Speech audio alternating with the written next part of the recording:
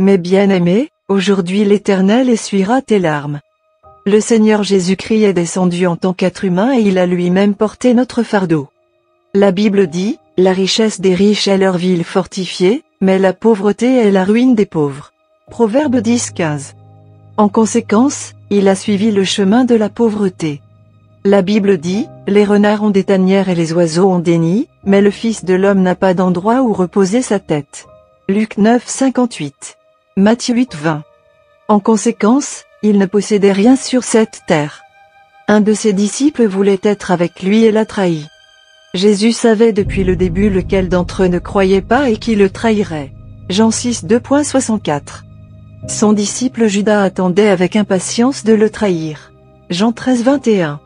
Il était donc conscient des hommes méchants qui se sont levés contre lui. Il est passé par là. Dans tous nos ennuis, il connaît la douleur et le chagrin de notre cœur. Le Seigneur savait qu'un jour il donnerait sa vie en sacrifice sur la croix. La Bible dit, pendant les jours de la vie de Jésus sur terre, il offrit des prières et des demandes avec des cris fervents et des larmes à celui qui pouvait le sauver de la mort, et il fut exaucé à cause de sa soumission respectueuse. Hébreux 5:7.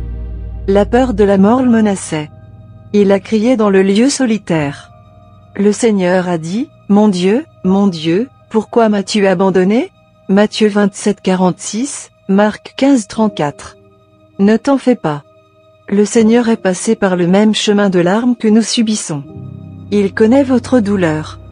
Il voit notre vie et nous aide avec sa compassion. Il a été battu pour chacun de nous. La Bible dit, lui-même a porté nos péchés dans son corps sur la croix, afin que nous puissions mourir au péché et vivre pour la justice. Par ses blessures, vous avez été guéris. 1 Pierre 2:24. L'Écriture dit, il a pris nos infirmités et a porté nos maladies.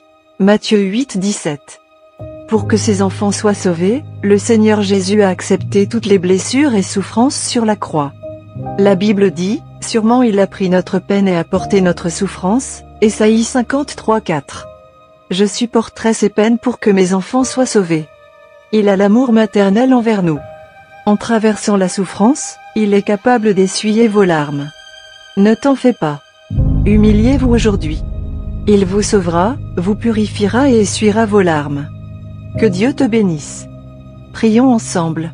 Seigneur Jésus d'amour, je viens en ta présence et je m'abandonne à tes pieds saints. Seigneur, tu as donné la vie de ton Fils unique pour me sauver de la condamnation et de la mort. Seigneur, tu as porté toutes mes souffrances sur la croix. Tu m'as racheté par ton sang précieux. Que mon chagrin se transforme en joie. Aide-moi à surmonter la douleur. Laissez votre compassion m'entourer. Prends-moi et utilise-moi selon ta volonté. Amen. Bien-aimés, le Seigneur connaît nos souffrances et il va nous libérer. Soyez tous bénis au nom puissant de Jésus-Christ. Dites Amen en commentaire.